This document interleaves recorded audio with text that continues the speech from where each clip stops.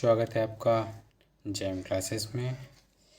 आज हम पढ़ने वाले हैं ट्रिक हो तो ऐसी सीरीज़ में अकबर के शासनकाल में उसके जो 9 रत्न थे उनके बारे में। सबसे पहले शुरू करते हैं बीरबल से। तो बीरबल एक बुद्धिमान राजा थे बीरबल, जो कि अकबर के युद्ध सलाहकार थे। इनका बचपन का नाम महेशदास था। हास्य प्रयास में आज भी हमें अकबर और बीरबल की कहानियाँ सुनाई जाती हैं। बीरबल एक कवि थे जिन्होंने दीन इलाही धर्म को स्वीकार किया और यह पहले और अंतिम हिंदू शासक थे जिन्होंने दीन इलाही धर्म को स्वीकार किया। आगे बात करते हैं अबुल फजल। अबुल फजल का नाम आपने बहुत ही बार सुना होगा।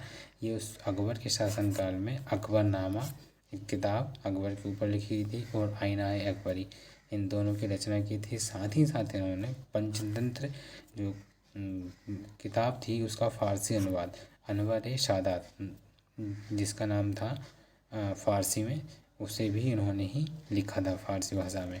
इनका जन्म आगरा में हुआ था। आगे बात करते हैं तानसेन। संगीत सम्राट तानसेन अकबर के दरबार में संगीतज्ञ थे। इनका बचपन का नाम रामतनु पांडे था।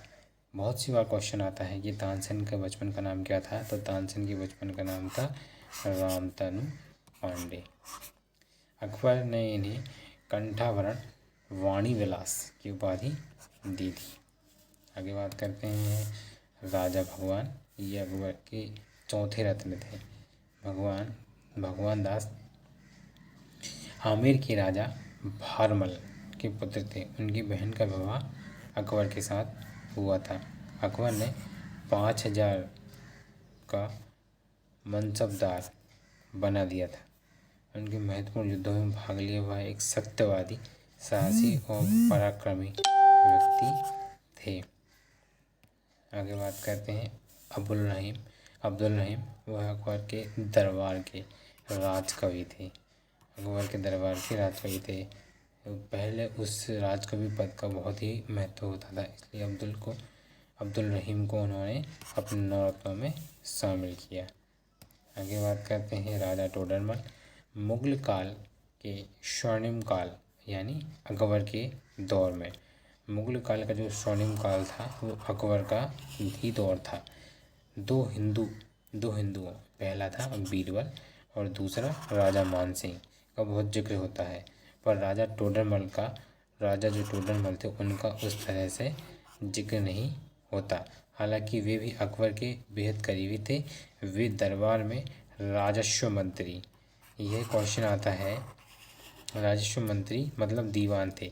तो अकबर के शासनकाल में दीवान का पद या राजस्व मंत्री कौन थे, तो राजा टोडरमल थे। ये प्रश्न भी आपके साथ परीक्षाओं में पूछा जाता है। आगे बात करते हैं राजा मानसिंह अकबर की सेना के मुख्य सेनापति थे। पूछा जाता है कि अकबर की सेना के मुख्य सेनापति कौन थे, तो अकबर की सेना के मुख्य सेनापति थे हमारे राजा मानसिंह। कहा जाता है कि हिंदुओं के प्रति अकबर के दृष्टिकोण को अधिक उदार बनाने में राजा मानसिंह का महत्वपूर्ण योगदान था। ये भी सही बात है कि जो हिंदुओं के प्रति दृष्टिकोण है इसको उदार बनाने में राजा मानसिंह का बहुत बड़ा योगदान था। आगे बात करते हैं मुल्ला दो प्याजा। नाम सुनने में बहुत अजीब लगेगा आपको, और मुल्ला दो प्याजा जो थे वो अकबर के ज़माने में जो अरब में रहने वाला था, हुमायूं के समय में बात आया था राजा मुल्ला दो प्याजा। तो भोजन के समय उन्हें 2 प्याज खाना पसंद था। 2 प्याज अधिक पसंद होने के कारण उनको मुल्ला दो प्याजा अकबर कहा जाता था। तो अकबर उसे 2 प्याजा के नाम से ही संबोधित करते थे।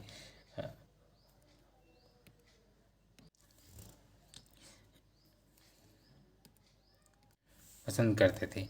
तो भोजन के समय में 2 प्याज अधिक के पसंद करते थे, इस कारण अकबर ने उनका नाम 2 प्याजा रखा।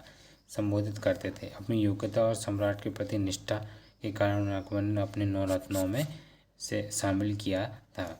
आगे बात करते हैं 9वें रत्न की। तो हकीम हुक्काम मुगल साम्राज्य जो था अकबर का सलाहकार था। 9 रत्नों में से एक था। अकबर का सलाहकार था, इसलिए उन्हें हकीम हुक्काम को नवरत्नों में शामिल किया गया।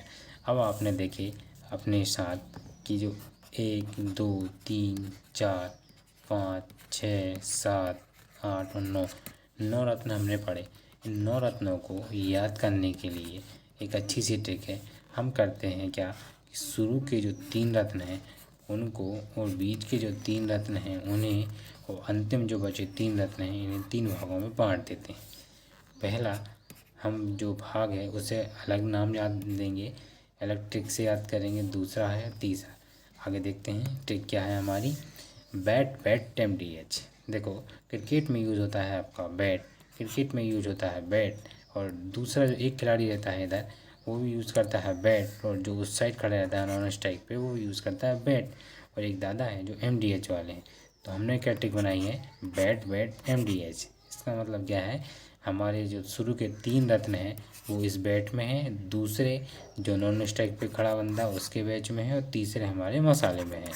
तो बैट बैट MDH। चलो आगे बढ़ते हैं, इसको थोड़ा एक्सप्लेन करते हैं। बैट मतलब जो हमारा पहला रत्न था वो बीरबल था, दूसरा रत्न था अब्दुल फजल, और तीसरा रत्न था तानसेन। तो पहले बैट में तो ये 3 आ गए अपने, बीरबल, अबुल फजल और तानसेन। तो ये 3 हमारे हो गए पहले बैट। सेकंड बैट की बात करते हैं तो भगवान दास, राजा भगवान दास और अब्दुल रहीम खाने खान, अब्दुल रहीम खाने खान। तो बी से भगवान दास, ए से अब्दुल रहीम खाने खान और टी से टोडरमल। तो पहले बैट में आपके कितने थे, पहले बैट में थे आपके बीरबल, अबुल फजल और तानसेन। दूसरे बैट में थे आपके भगवान दास, अब्दुल रहीम खाने खान और टोडरमल। और तीसरा जो था वो हमारा था, क्या था, MDH। तो MDH में थे मान सिंह और मुल्ला दो प्याजा, और तीसरे थे हकीम हुक्काम। ये तीनों हमारे दो हमने पढ़े, पहले 3 फिर 3 और आखिरी में फिर अंत में फिर 3। एक बार इन तीनों को देख लेते हैं। पहला है हमारा बीरबल, अबुल फजल, तानसेन, फिर है आपका भगवान दास, अब्दुल रहीम खाने खान और टोडरमल। और MDH में है मान सिंह, दो प्याजा मतलब मुल्ला दो प्याजा और हकीम हुक्काम। ये हमने हमारे अकबर के 9 रत्न के बारे में हमने अच्छे से पढ़ा। हमारे 9 रत्न बहुत ही इम्पोर्टेंट हैं, इसको परीक्षा की दृष्टि से बहुत ही महत्वपूर्ण होने वाले हैं। Thank you for watching. मिलते हैं नेक्स्ट वीडियो में।